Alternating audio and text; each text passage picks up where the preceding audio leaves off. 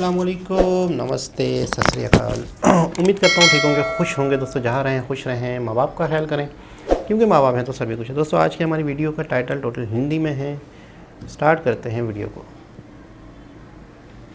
दोस्तों ये बात है साल 1950 की, जब भारत की दिग्गज oil and gas company ONGC ने एक रिपोर्ट सबमिट करते हुए बताया कि भारत के राजस्थान के बीकानेर में बड़ी मात्रा में कच्चे तेल और गैस के भंडार मिले हैं। और इसी रिपोर्ट के बेसिस पर ऑयल इंडिया ने भी साल 1991 में इसी जगह पर ऑयल एंड नेचुरल गैस के भंडार होने की पुष्टि की। और तब जाकर के भारत की जियोलॉजिकल सर्वे ऑफ इंडिया ने यहाँ पर रिसर्च करनी शुरू की और फाइनली ये कंफर्म किया गया कि यहाँ पर एग्जैक्टली भारी मात्रा में ये सभी नेचुरल रिसोर्सेज मौजूद हैं। और 2020 में जाकर के ओएनजीसी एलोकेट करती है कि करीब 2118.83 स्क्वायर किलोमीटर का जो एरिया है राजस्थान के बीकानेर डिस्ट्रिक्ट में, वहां पर सिर्फ ऑयल एंड नेचुरल गैस को ही एक्सप्लोर किया जाएगा। और अब एक लंबे इंतजार के बाद फाइनली ओएनजीसी की तरफ से यहाँ पर हैवी मशीनें पहुंचनी शुरू हो चुकी हैं, जैसा कि तस्वीरों में आप देख सकते हैं। पूरी खबर क्या है आज के इस वीडियो में समझते हैं। यदि आपको हमारे वीडियोस पसंद आ रहे हैं तो लाइक और हमारे चैनल को सब्सक्राइब जरूर कीजिएगा। असल में साल 2020 में ओएनजीसी की तरफ से जो एरिया डिसाइड किया गया था वो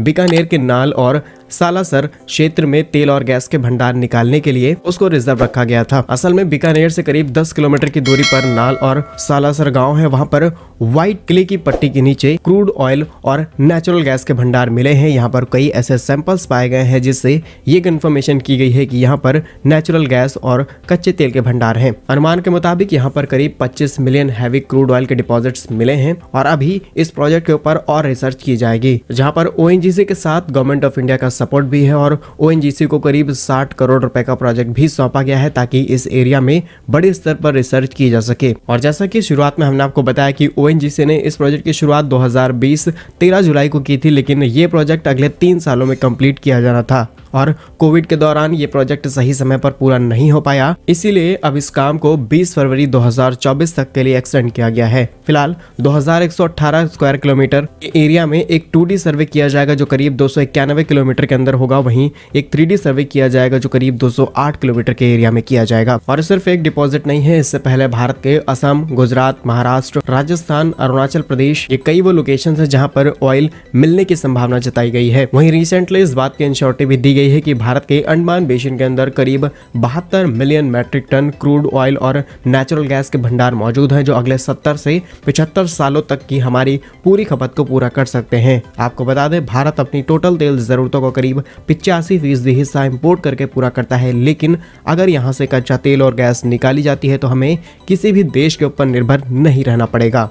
साल 2022 और 23 का फाइनेंशियल ईयर में भारत ने करीब 150 बिलियन US डॉलर की लागत से कच्चे तेल की खरीदारी की है, यानी कि भारत का अच्छा खासा विदेशी मुद्रा भंडार इसी में खर्च हो रहा है। ओवरऑल इन सभी प्रोजेक्ट्स के ऊपर काम शुरू हो चुका है। आप हमें कमेंट्स में बता सकते हैं कि भारत सरकार को यहाँ पर अपने काम की प्रक्रिया को तेज करना चाहिए ताकि भारत अपनी तेल जरूरतों का काफी बड़ा हिस्सा खुद से ही प्रोड्यूस करना शुरू कर दे। कमेंट्स में अपना उत्तर यस और नो में जरूर लिखिएगा। भारत कैसे ही यूजफुल एंड इन्फॉर्मेटिव वीडियोस पाने के लिए आप हमारे यूट्यूब चैनल को सब्सक्राइब जरूर कर लीजिए। मिलेंगे हम आपको एक नई और इंटरेस्टिंग वीडियो में, तब तक के लिए वंदे मातरम, भारत माता की जय। बहुत बढ़िया खबर, बहुत खुशी की खबर, बहुत ही एक तरह से जहाँ पर बाकायदा इस वक्त ऑयल के मामला चल रहे हैं पूरी दुनिया में, ऑयल की कीमतें आगे पीछे हो रही हैं और इन आने वाले वक्त में सुना जा रहा है कि ऑयल और कीमतें कम होंगी, ज़्यादा होंगी। लेकिन ऑयल ऐसी चीज़ है जो हर देश को कहीं ना कहीं से ख़रीदना ही पड़ रहा है। बहुत कम ऐसे देश हैं दुनिया में जो जिनके यहाँ से ऑयल निकलता है, बहुत ही कम देश हैं और वो अमीर तरीन देश हो गए हैं सिर्फ ऑयल की वजह से ही, क्योंकि ऑयल पूरी दुनिया को जाना है, पूरी दुनिया इस्तेमाल करती है। तो अगर ये राजस्थान वाला मामला है और ये 1950 की बात है, तो उसके बाद से मैं अक्सर नोट करता हूँ कि हमारे देशों में जैसे पाकिस्तान हो गया, इंडिया हो गया, शुरू में इंडिया ने तो एक लाइन पकड़ ली, एक गवर्नमेंट ऐसी आ गई, लोग ऐसे मिल गए जो बाकायदा इंडिया को लेके चल रहे हैं ईमानदारी के साथ। मुझे ऐसा लगता है हमारे यहाँ बहुत सारे ऐसे प्रोजेक्ट हो सकते थे, लेकिन जो उस वक्त की गवर्नमेंट होती थी उससे करने ही नहीं दिए जाते थे। अगर वो प्रोजेक्ट कर लिए जाएं, जैसे डैम है, किसी ज़माने में हमारे यहाँ भी डैम का एक शोशा हुआ था, तो दूसरी तरफ से डैम बंद करने की भी बातें हो रही थी कि नहीं अगर ये डैम बन गया तो यूँ हो जाएगा, यूँ हो जाएगा। यार डैम बनने से मुल्क का फ़ायदा ही होता है या नुकसान होता है? तो कॉमन सी बात है, उस पर भी इतनी सियासत हुई और इस तरह से जैसे ये ऑयल निकालने वाले मामले हमारे यहाँ कहा जाता है कि बलूचिस्तान में बहुत सारे मिनरल्स हैं, हम निकाल नहीं पाते।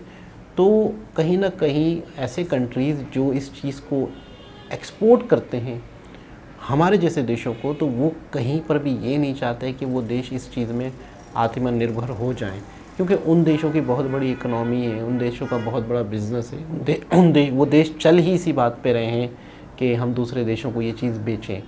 तो शायद उस वक्त जो इंडिया में गवर्नमेंट होगी या उसके बाद जो गवर्नमेंट ने करने की कोशिश की होगी कि गैस है, ऑयल है, कच्चा तेल है, इसको निकालने की कोशिश की जाए, मशीनरी लगाई जाए, क्योंकि बहुत बड़े लेवल पे ये प्रोजेक्ट होते होंगे। मेरे ख्याल में ये कोई मामूली प्रोजेक्ट नहीं होते, इसके लिए बहुत बड़े सरमाए की ज़रूरत होती है। कच्चा तेल निकालना, फिर इसको रिफ़ाइन करना, प्रॉपर इस्तेमाल के काबिल बनाना, तो ये बहुत बड़ी इन्वेस्टमेंट होती है। और जिन देशों में गुर्बत चल रही हो, जिन देशों में खुराक का ही मसला हो, सेहत का ही मसले हो, दूसरे मसले मसाइल हो, तो इस तरह के बड़े प्रोजेक्ट डिले होते रहते हैं। अब जाके मैं समझता हूँ कि बहुत खूबसूरत वक्त है कि इंडिया बहुत अच्छी पोजीशन पर है, इंडिया बहुत अच्छी कंडीशन पर है, इंडिया की एक स्टेबिलिटी हो गई, एक इस्तेकाम हो गया, एक जिस तरीके से ग्रोथ चल रही है, जिस तरीके से जीडीपी बढ़ रही है, तो एक बहुत ही खूबसूरत मौका है कि वो चीज़ें कर दी जाएं जो आने वाले वक्त में और दूसरे देशों पे डिपेंड ना होना पड़े। तो दोबारा किसी और वीडियो के साथ आपसे मुलाकात होगी, जब तक के लिए अल्लाह हाफ़िज़।